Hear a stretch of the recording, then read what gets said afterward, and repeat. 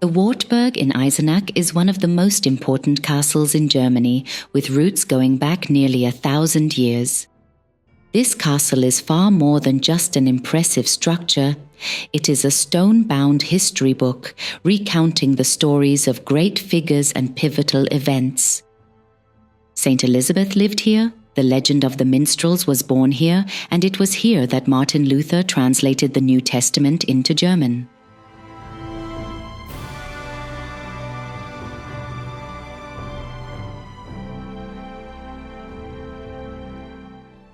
Hello and a warm welcome to my new video. It's so great to have you all here again. Today I'm visiting the Wartburg in Eisenach. This castle, nearly 1,000 years old, is widely known for its significant historical events and extraordinary personalities. And I want to introduce them to you in a bit more detail today.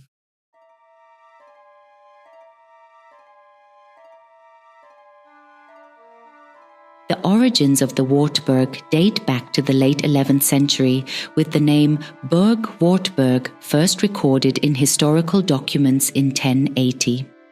The builders, the Ludowingians, ruled over a vast and independent territory at the time, stretching from the Saal River to the Lower Rhine.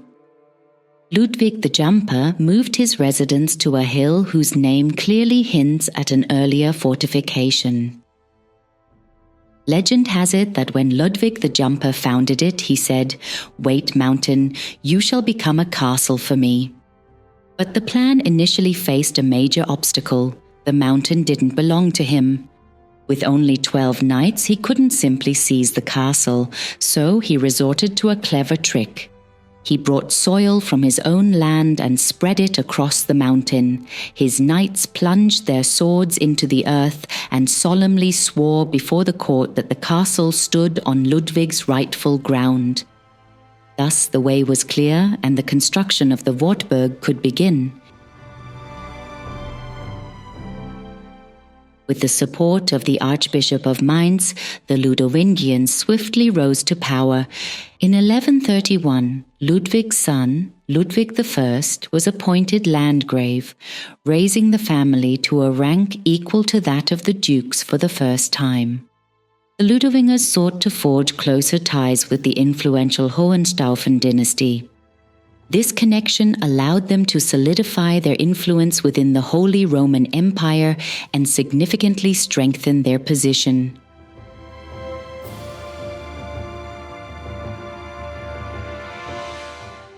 The Wartburg's Schanze lies at the front of the castle, where old defensive walls once stood to guard and protect it. These covered battlements were visible until Goethe's time, but have not survived to the present day. What you find here today instead is the area in front of the drawbridge. The gatehouse of the Wartburg, which largely dates back to the Middle Ages, served then, as it does today, as the entrance to the castle and features 3 gates. Martin Luther, one of Wartburg's famous guests, stayed here on the night of May 4th, 1521. He was secretly brought to the Wartburg, secluded from the world and at the heart of a historic turning point that would change not only his life, but also the whole course of history itself. The North Gate, installed around 1500, stands as a silent witness to the defensive measures that transformed the castle into an impregnable fortress. Before Luther even entered the courtyard, he passed through a fortified complex of walls and gates, structures that provided protection but also imposed isolation. Luther himself later wrote, "Here I am human, here I may be." The Wartburg became not only a fortress for him, but also a sanctuary where he found the strength and peace to shape history. The castle wall of the Wartburg is one of the oldest parts of the complex, with some sections still dating back to the 12th century. In the 15th century, it was renovated, fitted with half-timbering and a roof, and from then on served not only as a defensive structure, but also as a sheltered passageway linking different parts of the castle. The western section of this wall is now known as the Margaret Passage and the eastern section as the Elizabeth Passage, names honouring two important women in Wartburg's history.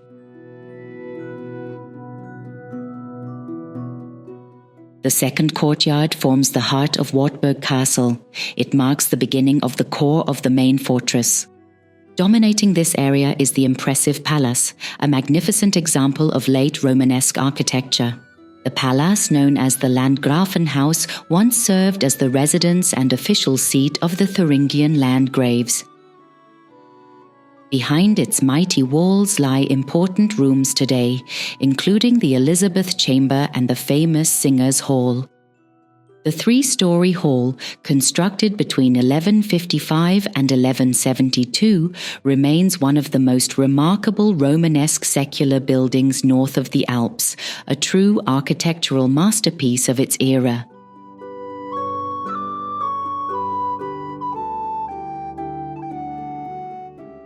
The palace entrance opens directly into the former armory and the old horse stables nearby. This important and highly functional area shaped daily life within the castle. An arched doorway leads down into the cellar, located deep inside the very heart of the medieval castle complex. Landgrave Ludwig II, nicknamed the Iron for his stern demeanour, was one of the most prominent architects of the Ludowingians. Under his direction, the palace was built, an outstanding representative building serving both residential and sovereign functions. Landgrave Ludwig II was ahead of his time in many ways. Unlike many of his contemporaries who frequently moved between castles, he chose the Wartburg as his permanent and primary royal residence for many years. At that time, it was common for rulers to travel with their entourage, constantly moving to areas where sufficient supplies and resources were available. The Wartburg reached its cultural zenith during the reign of Hermann I, the son of Louis. As a generous patron of art and poetry, he transformed the castle into a celebrated center of courtly life, attracting minstrels, poets, and artists from far and wide. Against this grand backdrop, the Wartburg became the stage of the legendary medieval singing contest, a legend that still enchants visitors today. Heinrich Rasper IV, the last ruler of the Ludowingian dynasty, governed Thuringia until his death in the year 1247. He became known not only as a ruler, but also as anti-king to Frederick II, proclaimed King of the Romans by the Pope in 1246.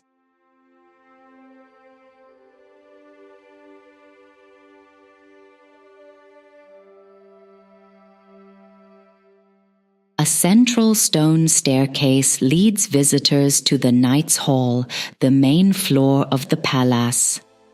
The room is square and features a large fireplace, though its original purpose is still debated. What first catches the eye, however, is the magnificent decor. The monumental fireplace was rebuilt from medieval finds.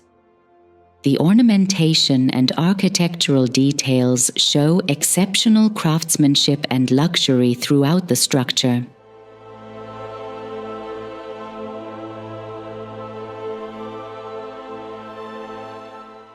A heavy cross-vault rests on a central column, whose capital is particularly remarkable and striking in its design. 4 eagles with outstretched wings gaze sternly downward, while 2 peacocks elegantly twist their necks in a graceful display. Eagles claw at the peacock's radiant plumage, a striking symbol of power, dominion, and subjugation. That this room was not only a visual delight but also brilliantly engineered is shown by a remarkable find. Beneath the floor, archaeologists uncovered ducted air channels, evidence of an early medieval underfloor heating system that used circulating warm air. This highlights the focus on prestige and comfort that shaped the building's design and purpose.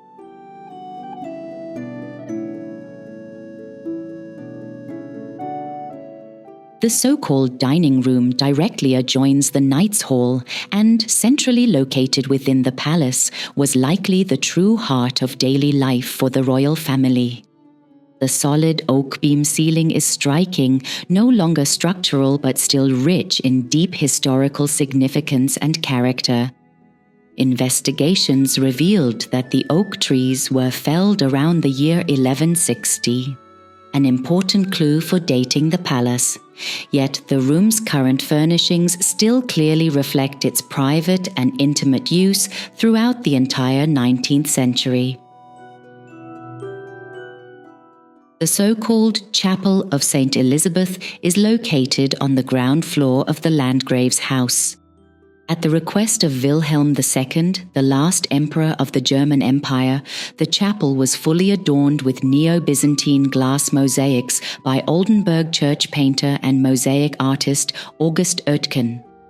The name Kemenate has been in continuous use since 1669. 9 mosaic panels here unfold the story of Elizabeth's life in radiant gold and vibrant colors, a woman caught between crown and cross. Her very birth was said to have long been foretold by the legendary Klingsor prophecy. As a child, Elizabeth grew up at the Hungarian royal court, far from home, following a path that seemed already predestined. Betrothed, then crowned, and now she rests in the heavens, laying down her crown from deepest faith.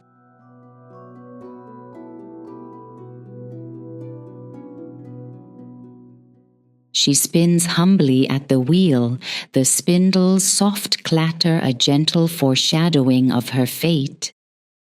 Her husband, Ludwig IV, left for the crusade and never returned. Elisabeth was cast out, driven from the Wartburg, but her faith stayed strong. In Marburg, she founded a hospital and personally cared for the sick and outcast. Above the fireplace shines the famous cloak miracle, a symbol of her boundless mercy, reaching out to ease the suffering of the poor.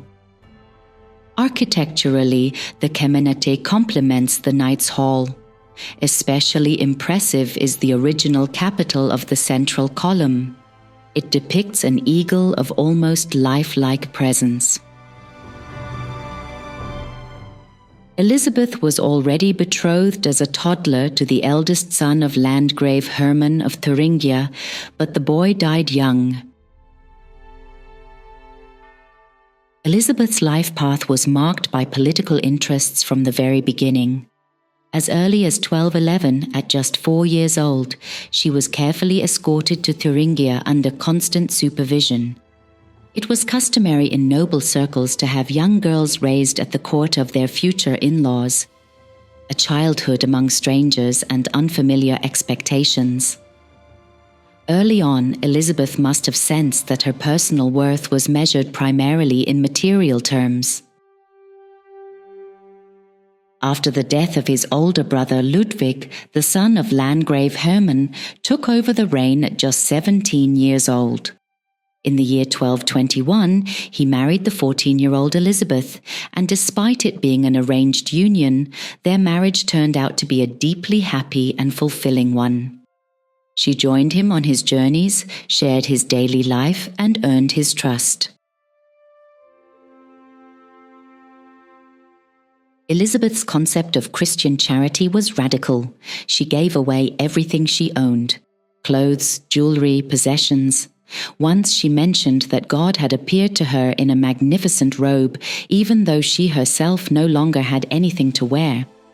From this emerged the famous miracle of the cloak, where Elizabeth had given away her last richly adorned garment to a beggar. When she was then asked by her father to receive an embassy, her servants were promptly sent to check the wardrobe. There hung the cloak, miraculously, right back in its proper place.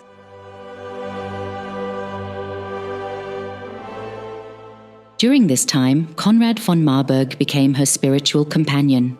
He was a priest, a master, and a crusade preacher, and he persuaded Ludwig to join the Fifth Crusade of Emperor Frederick II. She cared for lepers, shunned and cast out by society.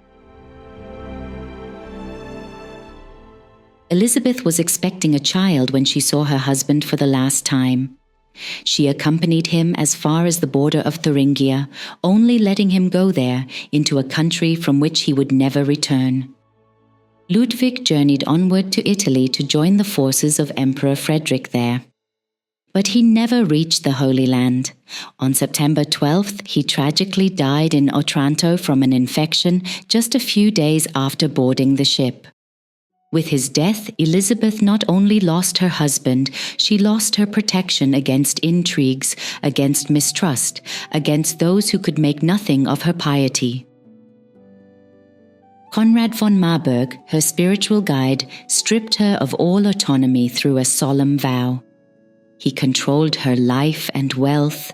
Heinrich Rasper, Ludwig's brother, saw her as unstable and unpredictable. He assumed the regency and immediately revoked the widow's estate that Ludwig had granted her. In November 1227, Elisabeth left the Wartburg with nothing but her conviction, and the few people who had remained loyal to her. She spent the last 3 years of her life in Marburg as a simple sister in a hospital she had founded. She cared for lepers, those shunned and cast out by the society around them. At only 24 years old, Elisabeth passed away from a lung disease, worn out and shaped by her steadfast faith. Yet her legacy lives on, unforgotten. In the second half of the 19th century, the Wartburg, which had increasingly fallen into decay and disrepair, underwent a comprehensive renovation and artistic redesign of the palace rooms under the guidance of Grand Duke Karl Alexander of Saxe-Weimar-Eisenach. The Elisabeth Gallery is adorned with 13 romantic depictions by Moritz von Schwind from the year 1855. For the act of going to church, the life of Saint Elisabeth was particularly fitting. With particular devotion, the painter dedicates himself to this impressive saint. The cycle starts with the arrival of the 4-year-old princess coming from Hungary. This is followed by the legendary miracle of the roses, the farewell scene with her husband departing for the crusade. Elisabeth's departure from the Wartburg, her deathbed in Marburg, and finally the solemn elevation of her person. Between the 6 large images, medallions illustrate the 7 works of mercy in detail. On the 2nd floor, visitors enter the Wartburg Chapel. According to legend, Martin Luther preached here. This lavishly designed room, the Singers' Hall, recalls one of the most renowned moments of medieval court life, the legendary Singers' Contest held at the Wartburg. Under the rule of Landgrave Hermann I and his wife Sophie, the parents-in-law of St Elisabeth, the court was widely regarded as a hub for art and poetry. Here, minnesingers and poets could freely share their artistic talents. In the year 1206, great names of German poetry gathered: Walter von der Vogelweide, Reinhard von Swansen, Wolfram von Eschenbach, Bitterolf and Heinrich von Ofterdingen. They competed against one another in a musical contest, aiming to impress the princely couple and their guests. A song composed especially for this occasion was performed before a large gathering of guests. They sang of the beauty of women, the virtue of noble princes, and most notably in praise of the Landgrave, who was even compared to the shining brilliance of daylight itself.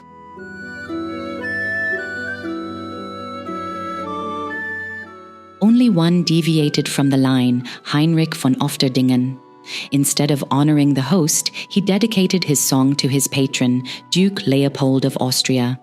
The audience reacted with outrage. Heinrich was declared the loser, and according to the rules of the singing competition, he faced execution by the executioner.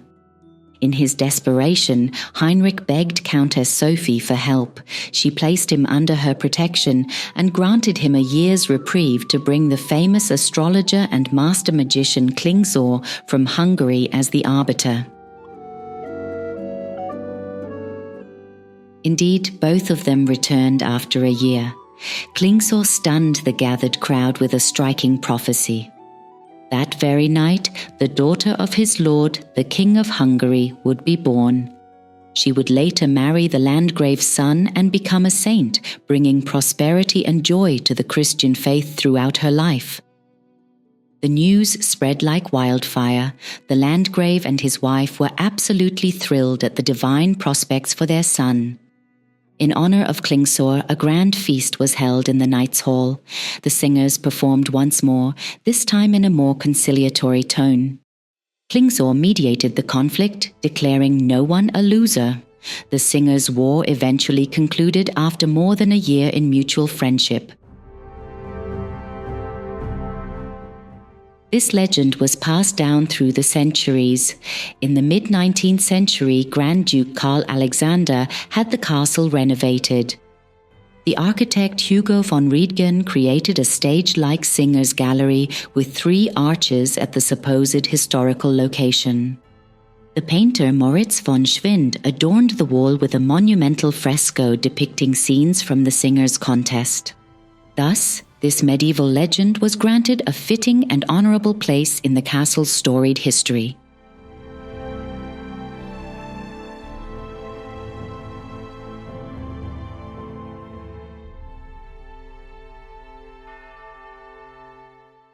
Now, I'd like to bid you a heartfelt farewell. You've seen the historic rooms and learned a lot about the lives of the nobility. If you enjoyed the video, I'd once again be thrilled to see a thumbs up. To never miss another breathtaking castle and fortress video, make sure to subscribe to the channel right away. I'll say goodbye for now and see you next time. Take care and bye for now, everyone.